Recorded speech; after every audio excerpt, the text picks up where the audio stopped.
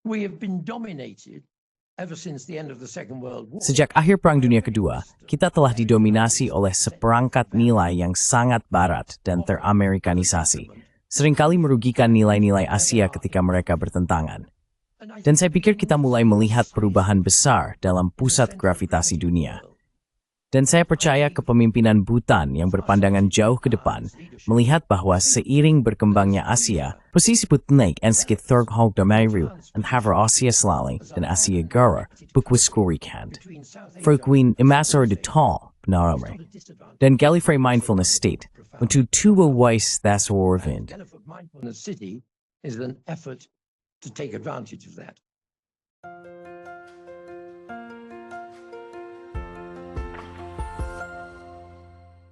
Hello everybody. This is Pascal from Neutrality Studies. Halo semuanya, ini Pascal dari Neutrality Studies. Dan hari ini saya memiliki kehormatan besar untuk membicarakan tentang sebuah negara kecil namun menarik dengan seorang pria yang telah mengamati perkembangannya dari dalam dan luar selama lebih dari 50 tahun. Saya bersama Mr. Michael Rutland untuk membahas Bhutan. Michael belajar fisika dan matematika di Universitas London sebelum pindah ke Bhutan, di mana ia membantu mendirikan sebuah sekolah dan mengajar calon raja keempat Bhutan. Michael kini telah membuat lebih dari 160 program televisi pendidikan di Bhutan dan merupakan pendiri Bhutan Society of the United Kingdom. Ia dianugerahi Order of the British Empire pada tahun 2005 oleh Ratu Elizabeth II atas jasanya dalam hubungan Inggris-Bhutan. Ia juga pemegang Order of Merit Bhutan. Oh, dan ia juga menjadi warga negara Bhutan. Asa ini Stinger Thimphu, Mama. Michael. The capital. Michael, welcome. Yes. Ya, saya fikir mengurangi diri saya deskripsi.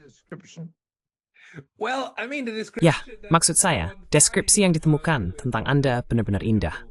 Karena saya pikir, Anda awalnya berencana untuk menghabiskan hidup Anda di Bhutan, bukan? Your life in Bhutan, had you? I hadn't Saya tidak mai. Saat bering Turakian Juan, alno mituni mariskin, tides stepping the pesuang. in the Kingdom of Bhutan. Sekarang sisli tahun. It has been 50 years. Now it's been Sekarang sudah semerises step berkali dengan sini. And it's the TEF who made a new thing for semen. as well. What was the accident? MWG during the skripti. Swims de mamma hekt me the skotho, på my clothes juling. I was teaching physics at a very Saya mengajar fisika di sebuah sekolah asrama anak laki-laki yang sangat bergengsi di Oxford. Dan saya membuat kesalahan besar dengan pergi ke pesta makan malam di Oxford. Sekarang, Anda harus selalu sangat berhati-hati tentang pergi ke pesta makan malam di Oxford, karena itu bisa mengarah pada segala macam konsekuensi yang tak terduga. Saya bertemu seorang wanita di sana bernama Deki Leidenla, dari keluarga yang sangat terhormat di Sikkim. Beberapa minggu kemudian, dia menulis kepada saya untuk menanyakan apakah saya tertarik mengajar sains di Kerajaan Bhutan selama 1 tahun atau lebih. Saya segera menulis kembali dan mengatakan, tidak, terima kasih. Pertama-tama, Oxford adalah tempat yang sangat menyenangkan untuk tinggal. Kedua, saya sama sekali tidak tahu di mana Bhutan berada. Jika saya mendengar kata Bhutan, saya akan langsung berpikir tentang gas Bhutana dan Afghanistan, serta Azerbaijan dan semua stan. Afghanistan and Azerbaijan and all the ands, and I had no particular wish to go there. Dan saya tidak memiliki keinginan khusus untuk pergi ke sana. Jadi saya menulis kembali dan mengatakan, tidak, terima kasih. Kemudian dia menulis kepada saya lagi 3 minggu kemudian, mengulangi undangannya. Dan saya tidak tahu di mana Bhutan berada. Pada Senin pagi, saya menelepon Royal Geographical Society dan berkata kepada wanita yang menjawab telepon, Bhutan, saya ingin tahu apakah Anda bisa memberitahu saya sesuatu tentang tempat yang disebut Bhutan. Dan ada sedikit keheningan, lalu dia berkata dengan suara yang sangat agresif, mengapa Anda ingin tahu? Saya berpikir, oh sayang, Senin pagi, mungkin dia baru saja melewati akhir pekan yang baik. Dan saya menjelaskan bahwa saya diundang untuk pergi dan bekerja di sana selama setahun. Dan ada keheningan yang sangat panjang lagi. Dan dia berkata, baiklah, Anda harus datang dan menemui kami. Kapan Anda bisa datang dan menemui kami? You must come and see us. When can you come and see us? So I went on the Wednesday afternoon. Jadi saya pergi pada Rabu sore. Saya pergi ke London dan pergi ke RGS. Yang mengejutkan saya dibawa ke kantor direktur. Direktur menjelaskan kepada saya bahwa Bhutan adalah salah satu negara yang paling tidak dikenal di dunia. Tidak ada yang keluar, tidak ada yang masuk, dan tidak ada yang tahu apa-apa tentangnya. Saat dia menceritakan semua ini kepada saya semakin yakin bahwa Oxford jauh lebih menyenangkan. Kemudian wanita dengan suara tajam muncul. Dia bertanggung jawab atas ruang peta. Dan dia berkata, apakah Anda ingin melihat peta Bhutan kami? Ya, tentu. Kami pergi ke ruang peta. Dia membuka folder kulit dan menunjukkan kepada saya peta Bhutan dari Royal Geographical Society, yang merupakan selembar kertas seukuran A3 dengan bentuk lozenge Bhutan di atasnya. With the lozenge shape of Bhutan on it. And the microsecond. Dan pada mikrodetik ketika saya memutuskan, saya akan pergi, adalah ketika saya melihat ini dan di seluruh peta tertulis kata tidak dipetakan. Jadi saya memutuskan untuk datang ke Bhutan selama setahun dan mengajar sains. Saya tidak benar-benar jelas kepada siapa saya akan mengajar sains. Itu menjadi jelas untuk kejutan saya sedikit kemudian. Jadi saya datang ke sini pada tahun 1971. Sedikit menyadari bagaimana perubahan pemandangan yang tidak disengaja dan tidak ditargetkan, ini hanya untuk setahun, akan mengubah seluruh hidup saya. Saya membandingkan Bhutan dengan laba-laba cantik yang menenun jaring sutra di sekitar beberapa orang yang tidak pernah berhasil melarikan diri. Jadi sekarang, pada usia 87 tahun, 53 tahun kemudian, disinilah saya duduk berbicara dengan Anda di Bhutan. Here I am sitting talking to you in Bhutan. You know, the story itself is absolutely fantastic, but Anda tahu, ceritanya sendiri benar-benar fantastis, tetapi sangat terkait erat dengan apa yang ingin saya ketahui lebih lanjut dari Anda, yaitu pengaturan politik negara ini. Bagaimana bisa, pada tahun 1971, ketika, Anda tahu, itu jauh setelah Perang Dunia Kedua, jauh setelah gelombang besar kolonialisme pada abad ke-18 dan ke-19, tempat seperti Inggris Raya tidak memiliki peta yang memadai dari seluruh negara. Bagaimana bisa masih ada sebidang tanah terakhir ini yang pada dasarnya tidak dikenal oleh orang Eropa?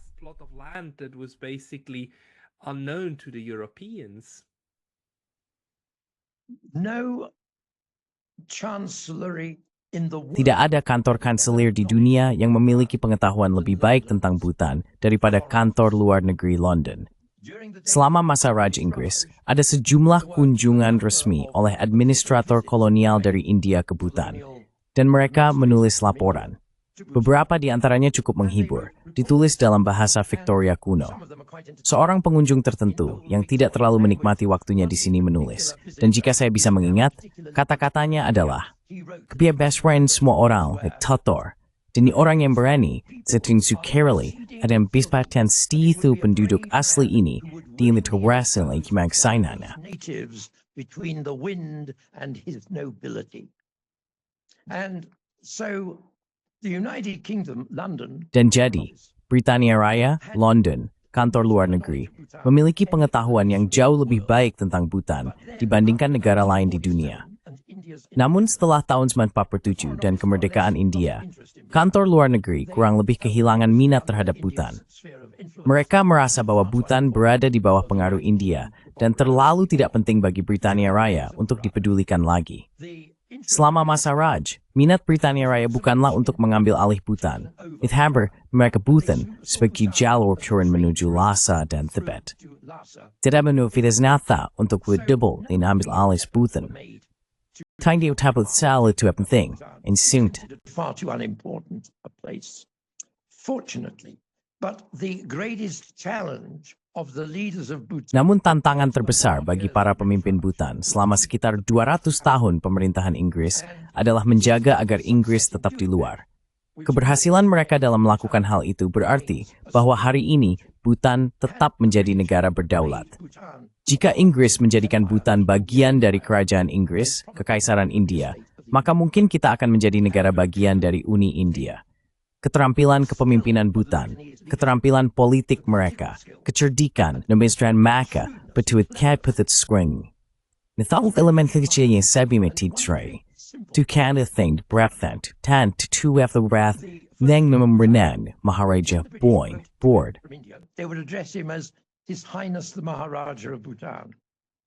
And he replied with his subscript was... Dan dia menjawab dengan langganannya sebagai Yang Mulia Maharaja Bhutan. Raja kedua, orang Inggris akan menulis kepadanya sebagai Yang Mulia Maharaja Bhutan. Tetapi dia selalu membalas dengan blok tanda tangan yang mengatakan Yang Mulia Druk Gyalpo. Namun orang Inggris tetap menyebutnya sebagai Maharaja Bhutan. Tetapi ketika Mountbatten datang sebagai Gubernur Jenderal atau Viceroy India dan ditugaskan untuk membujuk semua Maharaja untuk bergabung dengan klub Maharaja dan menyerahkan tanah mereka kepada negara India, dia menyadari bahwa Druk Gyalpo, Yang Mulia Druk Gyalpo, bukanlah Maharaja biasa, karena Mountbatten dengan koneksi semi kerajaannya memiliki insting yang tajam untuk gelar kerajaan. Had a great nose for royal titles. And so he never put any pressure on... Jadi, dia tidak pernah menekan Raja kedua Bhutan untuk bergabung dengan klub Maharaja. Dan itu adalah salah satu alasan kecil, bukan satu-satunya alasan, mengapa Bhutan tidak dimasukkan ke dalam negara bagian India, Persatuan India. Dan orang Amerika kadang-kadang datang ke sini dan mereka berkata, "Oh Michael, mengapa kalian semua begitu ribut tentang gelar-gelar ini, yang mulia ya?"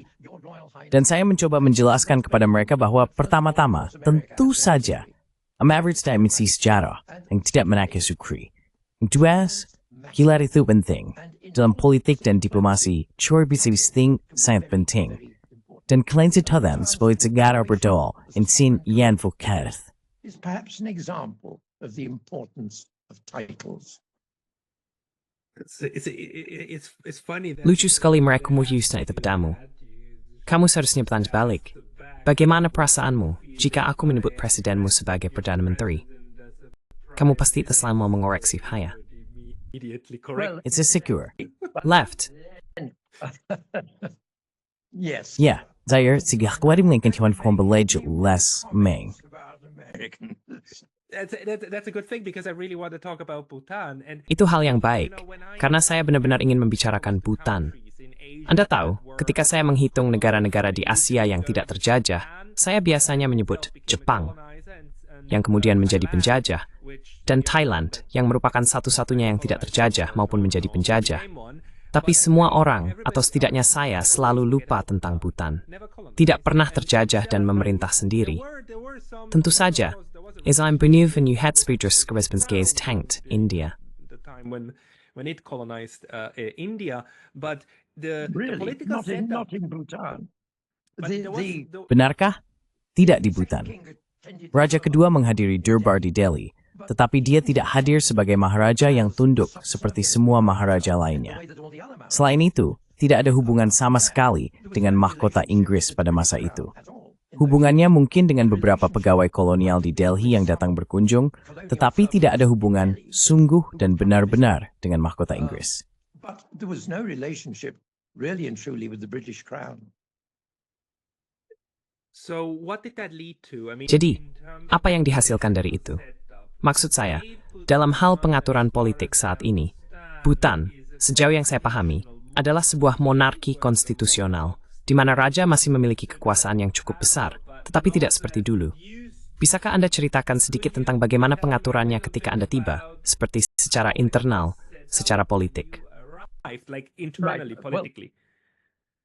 In order to do that, I'm afraid I need to talk about the history of Untuk melakukan itu, saya khawatir saya perlu membicarakan sejarah Bhutan. Silakan, dan saya akan melakukannya. Sekarang, sejarah Bhutan yang ditulis oleh Dr. Karma Phuncho sangat luar biasa dan otoritatif. Namun buku itu sangat tebal. Saya akan memberikan seluruh sejarah Bhutan dalam 5 kalimat, jika saya boleh. Jika kita kembali, peristiwa pertama adalah kedatangan Guru Rinpoche, yang juga dikenal sebagai Padmasambhava, sekitar tahun 750, membawa ajaran Buddha. Ada timeng kedenam pedang selainnya selesverdem mangthafor, hingga thward Sri Visnamatusaan. Dia contain Shabdrung Nawan dari Tibet. the arrival of the Shabdrung Ngawang Namgyal from Tibet. And it was the Shabdrung who in effect created Dan sebenarnya Shabdrung yang menciptakan konsep negara Bhutan. Dia membangun semua dzong, dan dia berhasil menguasai seluruh negara. Tidak ada yang terjadi selama beberapa ratus tahun berikutnya. Jadi kita memiliki Shabdrung pada tahun 16-an. Tidak ada yang terjadi sampai tahun 907, dengan datangnya monarki turun-temurun. Setelah 947, tidak ada yang terjadi sampai tahun 971, ketika Bhutan bergabung dengan Perserikatan Bangsa-Bangsa. Kemudian tidak ada yang terjadi sampai 16 atau 17 tahun yang lalu, dengan datangnya monarki konstitusional dan demokrasi parlementer. Jadi itulah 5 bintang dalam sejarah Bhutan. Segala sesuatu yang terjadi di antaranya tidak memiliki signifikansi besar sejauh menyangkut posisi Bhutan di dunia.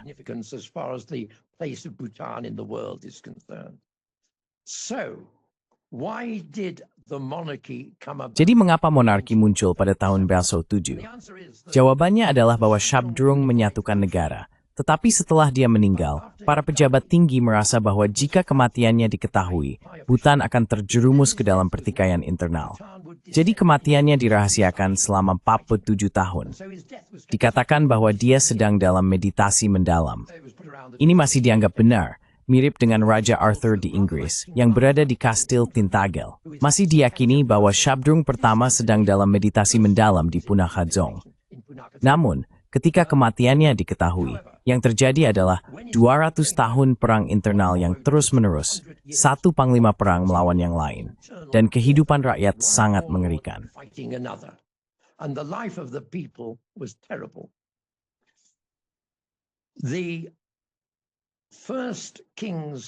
Ayah dari raja pertama, Jigme Namgyal, menjadi panglima perang yang paling kuat dan sukses.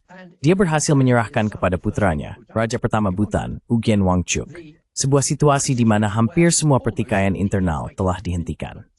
Perang internal diakhiri oleh Ugyen Wangchuck, seorang pria yang sangat cerdik, kuat, dan pintar, baik secara filosofis, politik, maupun militer. Pada tahun 907, semua pejabat tinggi dan biksu berkumpul dan melabur Ugyen Wangchuck sebagai turun-temurun pertama Bhutan. Kadang-kadang saya ditanya, mengapa monarki itu populer bertahan ketika dinasti ini setelah hilang? Saya memiliki jurisprudence 4 kata. And I have the answer in 4 sentences. Number 1, the coming of the monarchy brought... Pertama, kedatangan monarki membawa perdamaian internal ke negara yang selama 200 tahun telah dilanda pertempuran internal.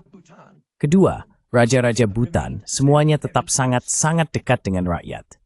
Saya mencontohkannya. Jika Anda pernah ke Kathmandu dan melihat istana kerajaan serta tinggi pagar besi di sekitarnya, pagarnya mungkin setinggi 30 kaki. Tembok kecil di sekitar istana kerajaan di Bhutan setinggi pinggul saya. Dan itu mencontohkan cara di mana para raja Bhutan semuanya tetap sangat dekat dengan rakyat. Bahkan dalam konstitusi, setiap warga Bhutan memiliki hak untuk bertemu langsung dengan raja. Dan ada struktur dan sistem untuk melaksanakan hal itu.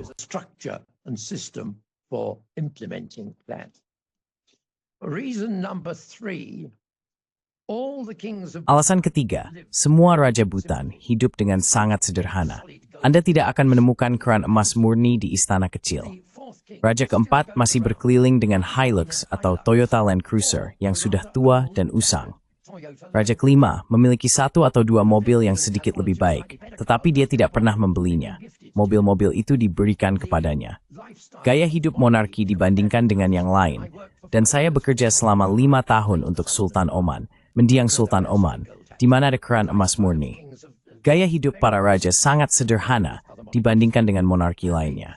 Dan alasan keempat adalah sudah jelas bahwa setiap dari 5 raja Bhutan benar-benar berdedikasi untuk bangsa dan rakyatnya, bukan untuk memperkaya diri secara finansial dan material.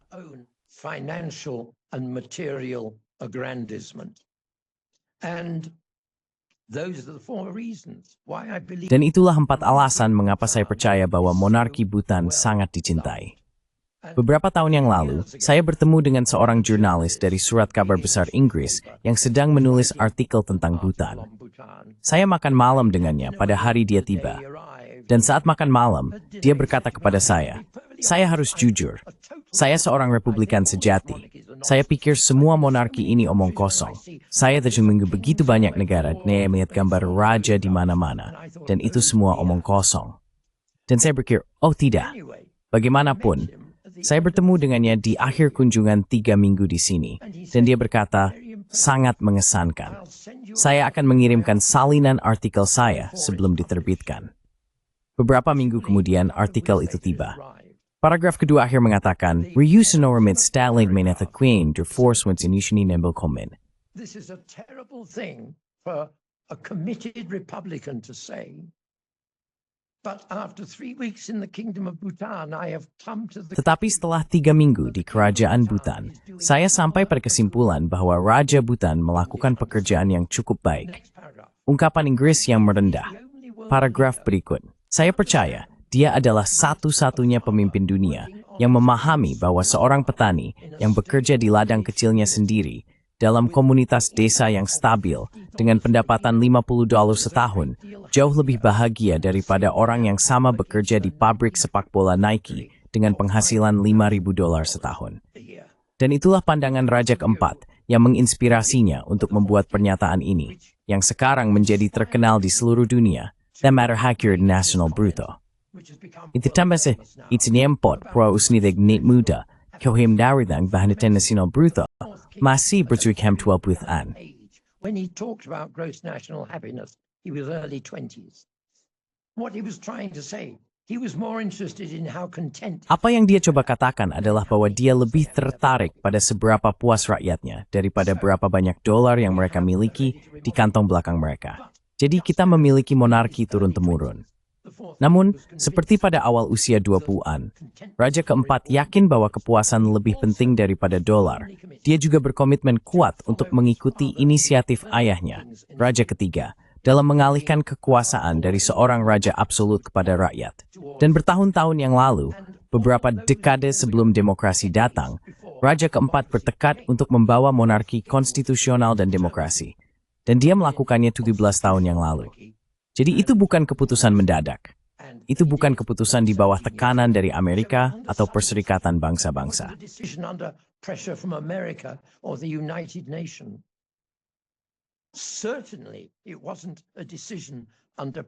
Tentu saja, itu bukan keputusan di bawah tekanan dari rakyat. Karena Anda akan tahu seperti saya bahwa pada saat itu, jika Anda melakukan jajak pendapat, 99,99% dari populasi akan memilih untuk mempertahankan pemerintahan oleh raja. Itu adalah keyakinan dan komitmen mutlak sejak hari dia menjadi raja. Seperti yang diketahui ayahnya, Raja ketiga, memulai sebagai raja absolut. Tetapi dialah yang menciptakan Majelis Nasional dan Dewan Penasihat Kerajaan untuk mencoba perlahan-lahan bergerak menuju rakyat memiliki suara dalam pemerintahan negara. Jadi sekarang kita memiliki monarki konstitusional dan demokrasi multipartai. Dan itu bukan keputusan mendadak di bawah tekanan dari siapapun. Itu adalah keyakinan tulus dari Raja ketiga dan keempat.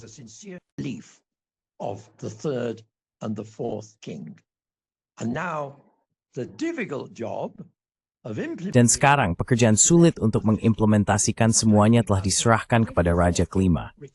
Dan kadang-kadang orang bertanya kepada saya, mengapa Raja keempat pensiun ketika dia baru berusia 50-an? Dan jawaban saya adalah ini, di seluruh Bhutan, Anda akan melihat gambar Raja keempat. Orang-orang tumbuh selama 100 tahun dengan pandangan bahwa Raja adalah sumber dari semua kebaikan. Masalah apapun, Raja akan menyelesaikannya. Kebutuhan apapun, Raja akan memenuhinya. Apapun itu, Raja adalah kekuatan total. Saya percaya Raja keempat menyadari bahwa setelah monarki konstitusional dan demokrasi, orang-orang akan merasa sangat sulit untuk melihat orang yang sama dan memahami bahwa sekarang itu adalah monarki konstitusional, bahwa kekuasaannya telah diserahkan kepada rakyat. Jadi kata kunci saya adalah monarki konstitusional baru, demokrasi baru, wajah muda baru. New young face. That makes perfect sense for Itu masuk akal untuk membimbing pandangan populasi dan perubahan dalam cara pemerintahan mandiri berfungsi. Saya terus mengatakan bahwa kita adalah planet dengan 8 miliar orang yang ditakdirkan untuk mengatur diri sendiri. Dan menurut saya, Bhutan memiliki caranya sendiri dalam mengatur diri. Bagaimana sekarang setelah 17 tahun monarki konstitusional dengan demokrasi parlementer? Bagaimana stabilitas politik negara tersebut? Dan jika saya tidak salah, Bhutan sedikit lebih kecil dari negara asal saya, Swiss. Luasnya sekitar 38.000 km persegi dan memiliki sekitar 700.000 orang, benar? Ini tidak sekecil beberapa negara lain seperti Maladewa, tetapi ini adalah negara yang sangat kecil, terutama di lingkungannya. Anda hanya memiliki 2 tetangga, benar? Anda hanya memiliki China di utara dan India di selatan, benar? Tepat sekali. Absolutely. The ham in the sandwich. Ham dalam sandwich. Bagaimana stabilitas internal saat ini, dan bagaimana hubungan dengan 2 tetangga besar ini? Nah, itu pertanyaan yang sangat besar. Salah satu hal yang luar biasa tentang tinggal di Bhutan adalah melihat ketidakstabilan di Amerika Serikat, ketidakstabilan di Inggris, ketidakstabilan di Jerman, ketidakstabilan di Italia, ketidakstabilan di Timur Tengah, dan ketidakstabilan di beberapa bagian Afrika. Bhutan adalah permata, berlian stabilitas. Dan memang demokrasi multi-porthat sukremi, sesahasa kecil dan demokrasi multipartai, ikulat tepi enam berterval. Is that it requires division. Otherwise, there's no point in having different political parties. Kalau tidak ada gunanya memiliki partai politik yang berbeda. Jadi saya pikir salah satu kelemahannya adalah kemunculan partai politik telah menciptakan perpecahan yang sebenarnya tidak ada sebelumnya. Namun, dan ini sangat penting, faktor pemersatu yang seolah-olah menyatukan perpecahan tersebut adalah monarki. Dan raja masih dianggap sebagai sosok ayah pemersatu. Dan itu karena 4 alasan yang saya berikan kepada Anda sebelumnya. Yui Bhutan's tweetet stabil. Nami bahagian perketurhan. Yui nempeng step permayanis ahang po. Kalato of minutes ftigi. Stewie manning to pawan both. Lost the 3rd election, has now won the 4th election.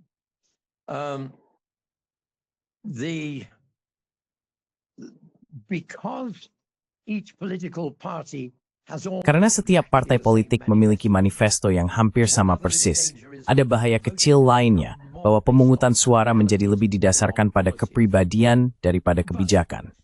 Namun, jika kita melihat negara-negara lain di dunia, terkadang tidak ada kebijakan.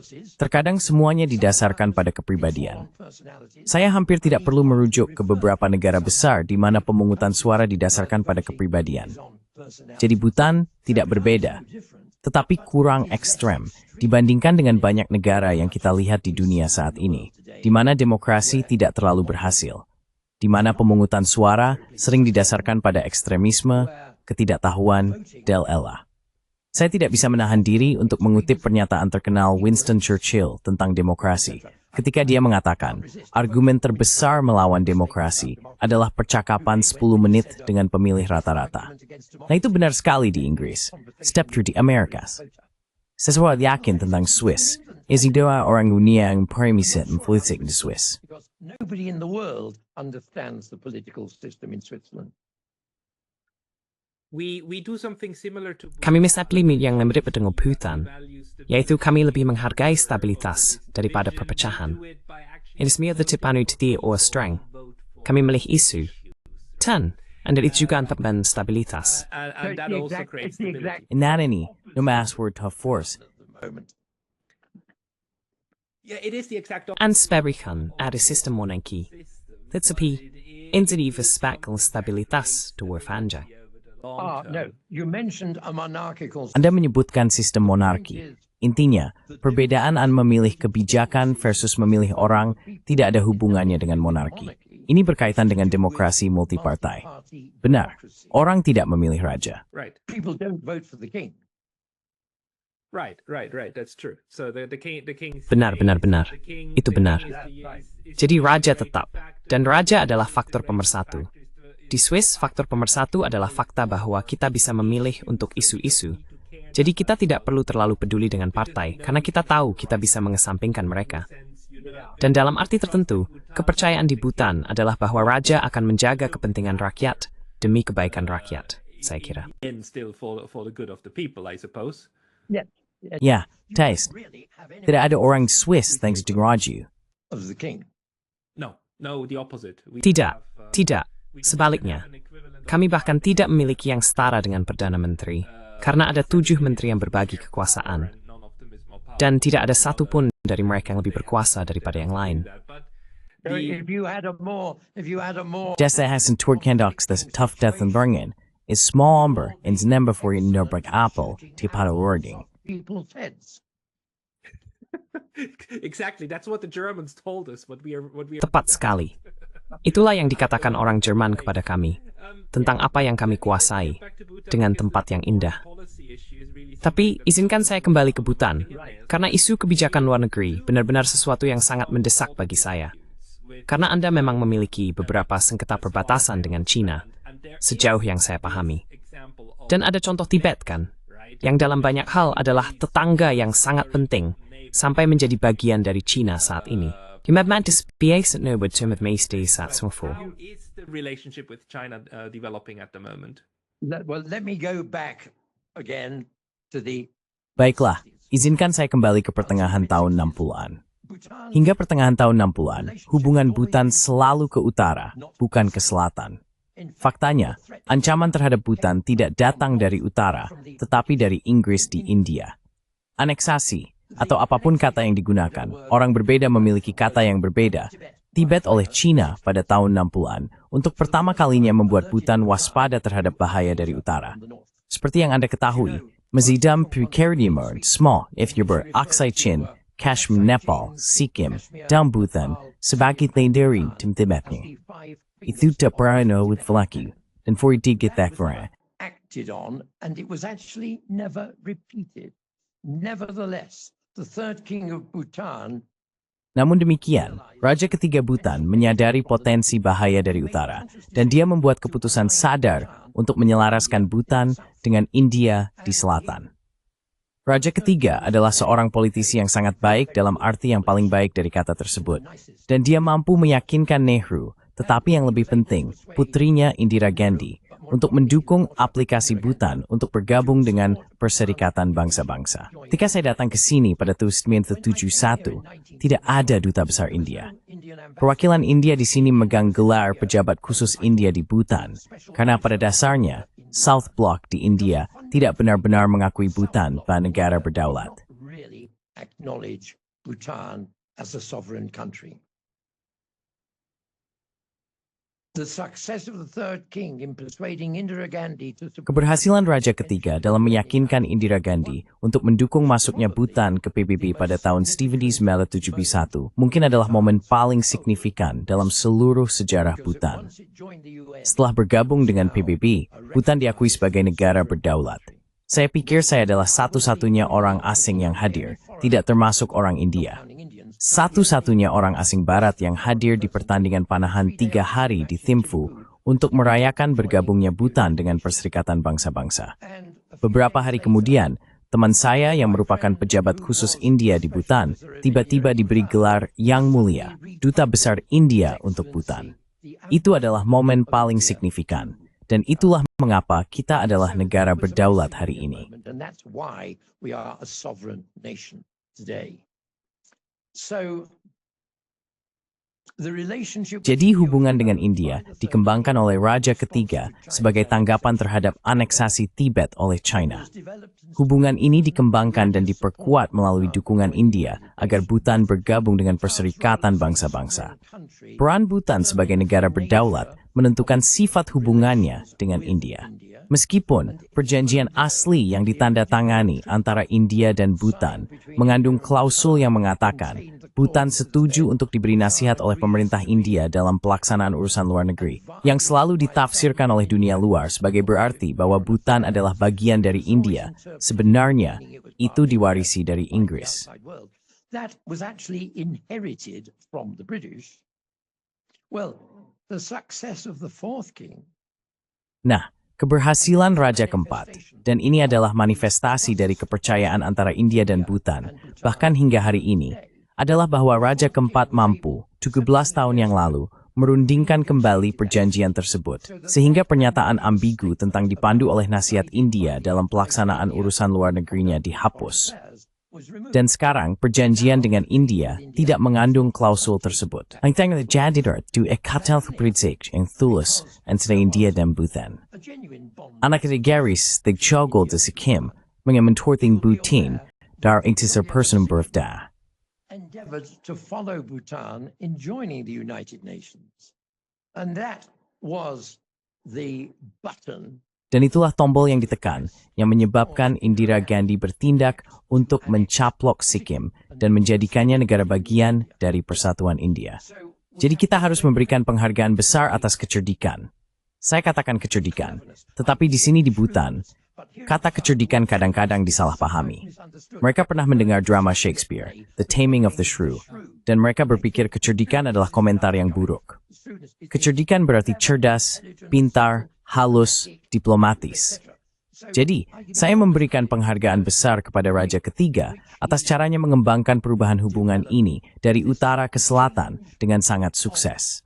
Dan tentu saja, kita sekarang berutang banyak kepada India atas semua dukungan yang telah diberikannya kepada Bhutan. A great deal to India for all the support it's given Bhutan. And some people say to me, oh, India gives a vast amount of aid. Dan beberapa orang berkata kepada saya, oh, India memberikan sejumlah besar bantuan kepada Bhutan. Saya tidak menyebutnya bantuan dalam arti konvensional dari kata tersebut. Saya melihatnya sebagai sebenarnya transaksi komersial. India membeli sesuatu dari Bhutan, dan itu adalah sesuatu yang tak ternilai, yang tidak bisa diukur hanya dengan uang. India membeli keamanan dari Bhutan.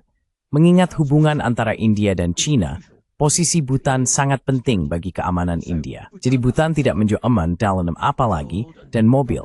Bhutan menjual posisinya secara geopolitik dan India mendapat manfaat dari itu. Dan India mengakuinya. India acknowledges it. That's my next question. Ito yung pertanyaan seterusnya. Ekspatis pada tahun 1960 yang membuat dia dan Pugal Yustopa alil dia mencaplok di. Instead of annexing it or Ganaun septais na symbol. Da, the buwan. Ichus fix mo absolute drahapo. 71. yes, but I suppose that took a little bit of time. Ya, tapi saya kira itu memakan sedikit waktu, bukan? Ya, itu memakan beberapa tahun sebelumnya. Dan apa yang Anda katakan sekarang, bahwa Bhutan memberikan keamanan kepada India, maksud saya, apakah Bhutan mengambil peran dalam istilah hubungan internasional? Apakah itu negara penyangga? Apakah itu memastikan bahwa India memiliki perbatasan yang aman dengan China di wilayah tersebut?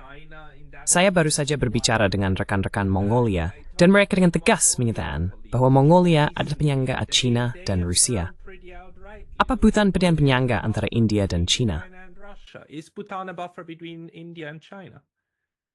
By simple geographical location, it is Berdasarkan lokasi geografis yang sederhana, jelas bahwa itu adalah penyangga. Itu berada di antara India dan China. Jadi, ya, itu adalah negara penyangga. threat. Namun, mengingat ancaman yang muncul pada tahun 60-an ketika China mengambil alih Tibet, hak dan kesalahan dari itu adalah masalah besar.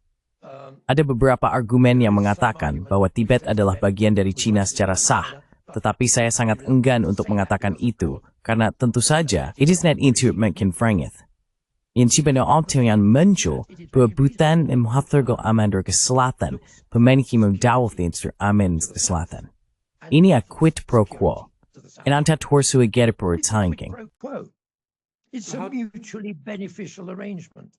And how does it do that? It's so much Dan bagaimana caranya?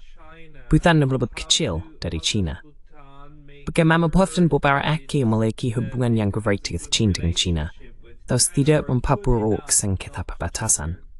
escalate border disputes. That's a very. You'll be Itu sangat, Anda akan menyadari bahwa perbatasan dengan China telah dibahas selama, saya pikir sekarang 23 tahun. Ini sangat menarik. This was very interesting. 23 tahun yang lalu, ketika Bhutan ingin memulai pembicaraan perbatasan dengan China, India ingin melakukannya atas nama Bhutan dengan alasan bahwa perbatasan adalah bagian dari urusan internasional. Bhutan, Raja keempat, dengan bijaksana bersikeras bahwa Bhutan akan melakukan pembicaraan perbatasannya sendiri. Dan ini adalah manifestasi terbuka dari kedaulatan Bhutan. Pembicaraan telah berlangsung selama 23 tahun. Been going on. Apakah Anda tahu pembicaraan perbatasan lain di dunia yang telah berlangsung selama 23 tahun? Gone on for 20 Bukankah fakta bahwa mereka telah berlangsung begitu lama dengan cara yang cukup ramah dan damai mengatakan sesuatu? friendly and peaceful manner say something. It does. It does. But I must say that Memang benar.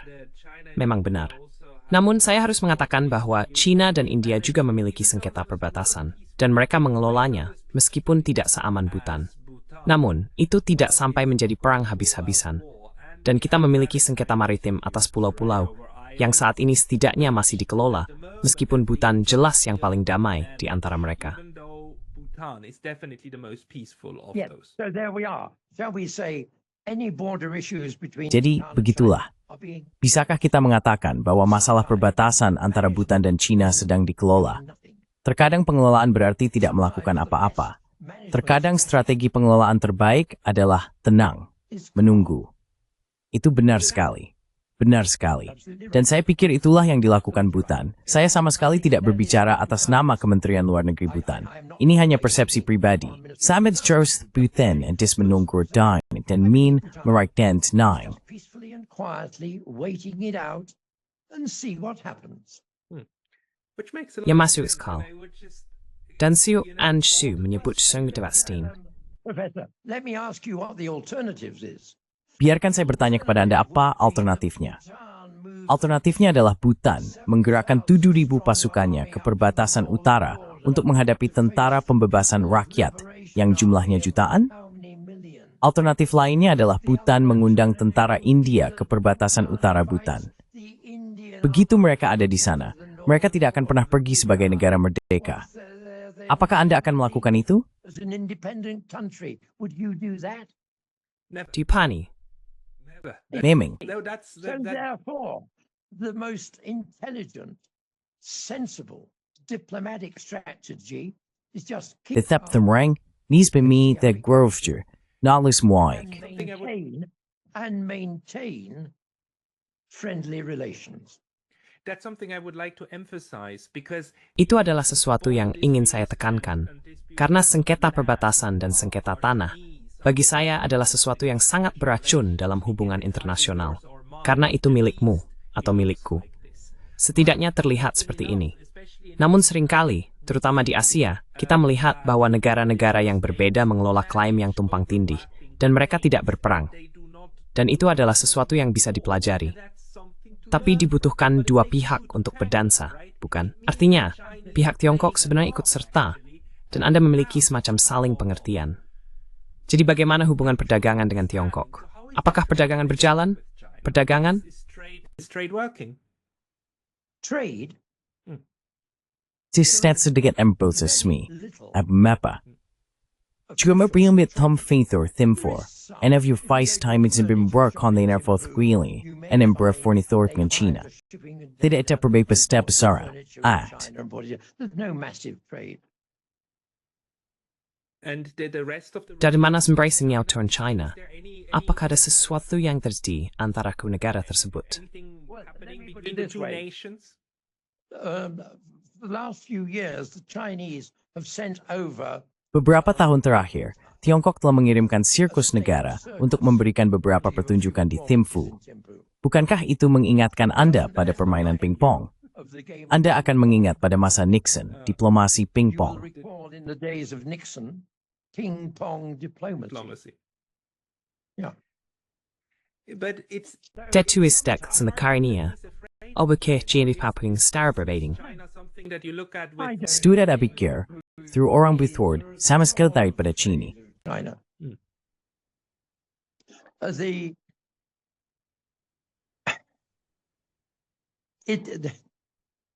I think the way of dealing with some of these problems. Saya pikir cara menangani beberapa masalah ini di Barat adalah dengan menjadi sangat tegang dan mengirim roket. absolutely wrong. Yang benar-benar salah.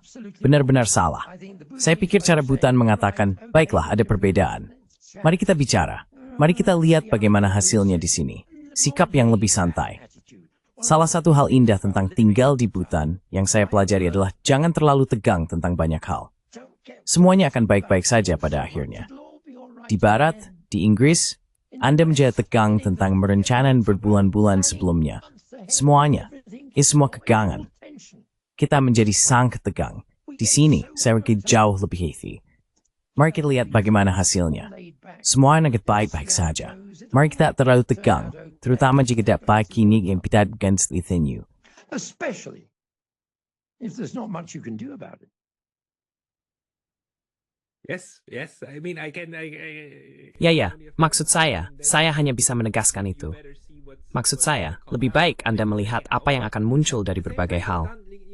Tapi pada saat yang sama, Bhutan, Anda tahu, inilah mengapa saya merasa ini cukup menarik. Negara kecil memiliki masalah yang harus dihadapi, yang bahkan tidak dipikirkan oleh negara besar. Dan salah satunya tentu saja adalah untuk diakui oleh orang lain, seperti yang baru saja Anda jelaskan, bukan? Pengakuan gelar dan pengakuan sebagai negara berdaulat sangat penting. Dan sekarang, untuk tahun 2025, kita berbicara pada tanggal 27 Desember, bukan? Kita akan memasuki tahun baru, setidaknya dalam kalender barat. Apa yang ada dalam agenda kebijakan luar negeri Bhutan yang saat ini sangat penting bagi raja dan pemerintah saat ini? To the current king and the government. Well, I think, first of all, Nah, menurut saya, pertama-tama, faktor terpenting dalam kebijakan luar negeri saat ini adalah menjaga hubungan yang sangat dekat dan bersahabat dengan India. Saya pikir itu sangat penting. Mungkin dalam 5 hingga 10 tahun ke depan, kita akan melihat semacam hubungan dengan China berkembang. Tetapi itu bukan prioritas saat ini. Apa yang saya pikir akan kita lihat, dan ini terwujud dalam kota mindfulness Gilefu yang mungkin sudah Anda baca, proyek Kota Baru Besar di Indingahab, Bhutan, tepat dekat perbatasan. Apa yang sebenarnya Kaf Gray Bhutan mencetak memanfaatkan fatmin sisinya geografis. From its geographical position. And the current Prime Minister, Sering Tobgay, dan Perdana Menteri saat ini, Sering Tobgay, membuat komentar yang menurut saya sangat tajam beberapa bulan lalu dalam sebuah pidato ketika dia mengatakan, kita seharusnya tidak menganggap diri kita sebagai negara terkurung daratan. Kita seharusnya menganggap diri kita sebagai negara yang terhubung daratan. Dan saya pikir itu sangat tepat, karena orang-orang berkata, oh terkurung daratan, betapa mengerikan, betapa sulitnya. Tetapi jika Anda menganggapnya sebagai terhubung daratan, maka Anda berpikir luar biasa. Jadi saya pikir kita akan melihat Bhutan mencoba memposisikan dirinya sebagai penghubung antara ekonomi yang berkembang pesat di Asia Tenggara dan Asia Selatan. Dan saya untuk satu, percaya beberapa dekade ke depan akan menjadi dekade Asia dan bukan Barat. The decades of Asia and not the West. So I believe Bhutan will try and position itself. Jadi, saya percaya Bhutan akan mencoba memposisikan dirinya sebagai penghubung darat antara Asia Tenggara dan Asia Selatan. Lihat saja ukuran populasi di Asia Selatan dan Asia Tenggara yang digabungkan. Jumlahnya miliaran dan terus bertambah dalam kekuatan, kekayaan, dan posisi di dunia. Saya sangat percaya pada sifat siklus dari kekaisaran. Semua kekaisaran akan berakhir, dan saya pikir kita mulai melihat sekarang kemunduran kekaisaran Barat, baik itu kekaisaran politik atau kekaisaran keuangan, dan kebangkitan Asia.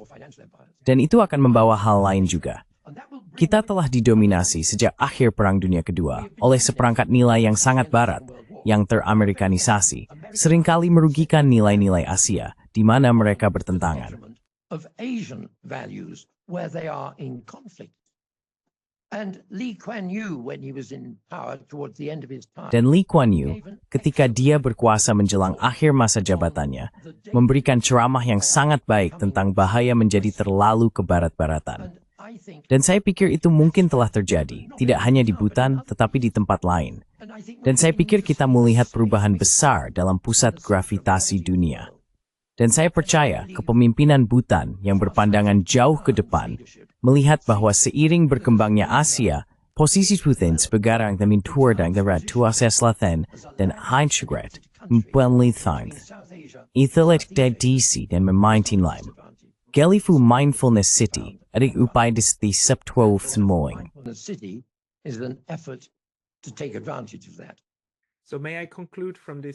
Jadi, bolehkah saya menyimpulkan dari diskusi ini bahwa meskipun Bhutan dulunya terisolasi dan merupakan entitas yang tidak dikenal, Bhutan saat ini terintegrasi, ingin terintegrasi, dan ingin menjadi bagian dari abad Asia. Apakah itu adil untuk dikatakan? Well, Professor, Yeah, with great before. respect, Taring segala hadmat. Yuduk ki naisasain teyu this timfu. Brisip duen joran Professor Swiss di Japsang. professor in Japan. There we go. The world is already. Di sana kita sanki. Duisu saya berubah. Saya senang tentang itu. Sudah waktunya. Dan saya harap bahwa contohan seperti hadis Joshua untuk memana perselisihan sebelum step diselesaikan dengan cara yang berbeda. Show how disputes can be solved differently. Right. So I would say the biggest challenge for Jadi, saya akan mengatakan tantangan terbesar bagi Bhutan dalam 2 hingga 3 dekade ke depan adalah untuk lebih menonjol di dunia luar, sambil pada saat yang sama melestarikan dan memperkuat semua elemen unik dan indah dari budayanya sendiri dan nilai-nilai yang telah membawanya sejak tahun 800. sets of values which have seen it through from 800 to today. Wonderful. Katuai Tansna, Bhutan. Tetaplah VSD dirimu sendiri. It's straight Swiss Wars semua. All of us. So Because Karena dunia memiliki banyak hal untuk dipelajari dari Bhutan, seperti halnya Bhutan memiliki banyak hal untuk dipelajari dari dunia. In from the world. wonderful. Carrie Rathroat. Michael Michael Rutland. Istev Gaspor the Strand. Good. today. set Sarari Biu. Intigis, Cheerio.